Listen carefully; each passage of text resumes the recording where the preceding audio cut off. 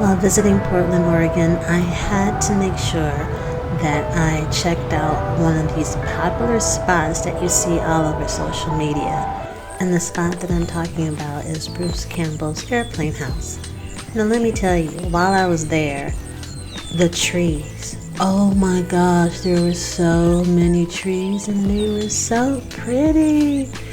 And then here I am walking up to a plane, like an actual plane, like a big plane, really big. And I was so amazed and just taken back. And while I was there, I just wanted to experience this. Walk around and take pictures and fly the drone. Fortunately, my timing was perfect.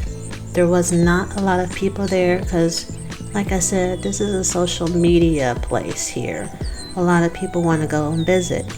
And when you do, you should actually check out Bruce Campbell's website. There's a lot of helpful information, such as not driving up the driveway without having a high-profile vehicle. Yeah, that.